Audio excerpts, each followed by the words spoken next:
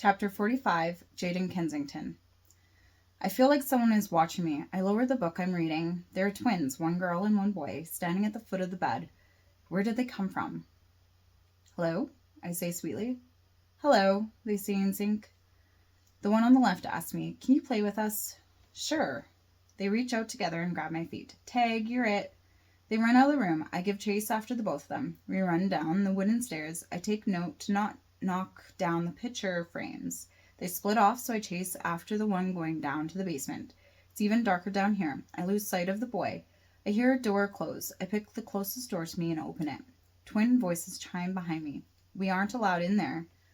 They disappear in front of my eyes. For a moment, I think maybe they just backed up into the darkness, but I know what I saw. They faded in spot. I hear a scream upstairs. I need to check it out. I run back up the stairs. Shouts and screams come from all directions. I need to run. I need to get Lucas and Callie and leave. Lucas, Callie, I yell. If they answer, I can't hear it. Maybe they already made it outside. I know I don't want to be here.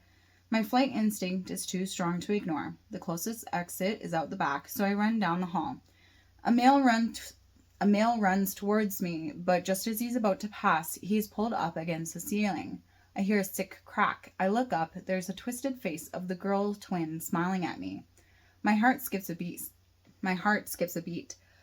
I bolt before I realize I'm moving. I exit the house through the kitchen. There isn't anyone out here, so I run to the front. I'm out of breath when I get there. No one else has made it out of the house. Do I go back in? I couldn't. They need to come out of the house. It's a haunting, and the haunters can't leave the house if they follow movie lore. There's a metallic taste in the back of my mouth. I feel a bit faint sickness. That was slightly frightening. I need to work out more. Although, even if I went back in, what could I do? Either way, I need to work out more. It's dumb of me to think that I don't need a lot of cardio now. If I can't run a minute sprint without passing out, I'm not going to last very long. I slowly drag the covers over me until I'm free. I get up and go to my bag. I remove a change of clothing and hygienic items and fix myself up in the bathroom before going down the hall. Returning to the room, I deposit everything back into the bag. I grab some dried fruit from the main compartment of the other bag. It's a small breakfast, but it works. The bag is dwindling of its food. I stuff it inside my larger bag. I go back out to the hall. Should I leave a note? No, I don't think I'm going to go very far, and I can just get Jerry to tell them a message if I go anywhere. I walk down the hall and down the stairs. There's a little bit of a noise coming from the bar area. A slight thud, then glass chiming against another. Jerry's working away so early too, or perhaps it is late for him. He may not have gone to sleep yet if the bar kept open until the early morning. He notices me.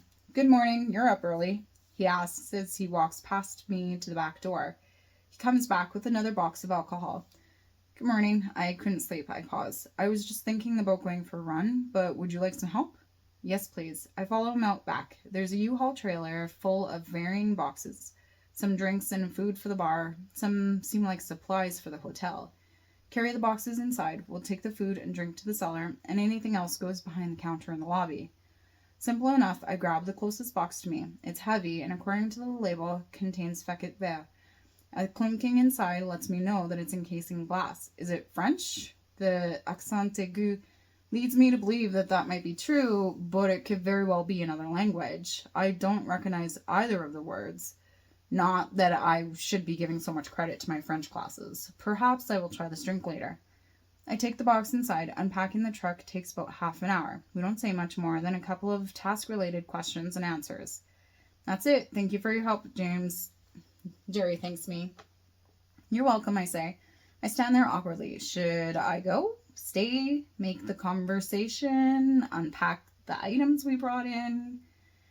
Kelly said you would all work for your room, correct? He interjects my thoughts. Yes. I stop myself from tacking on that I don't know what I can do, but I learn fast. It's not an interview. I don't have to convince him to hire me. A few of my delivery boys are on an errand, and I need someone to replace them. You deliver the order directly to the person named on the paper. Think you can manage that? I think so. Good. He walks past me to the lobby desk. He grabs a key off the wall and comes back to me. He hands me a key with built-in key fob.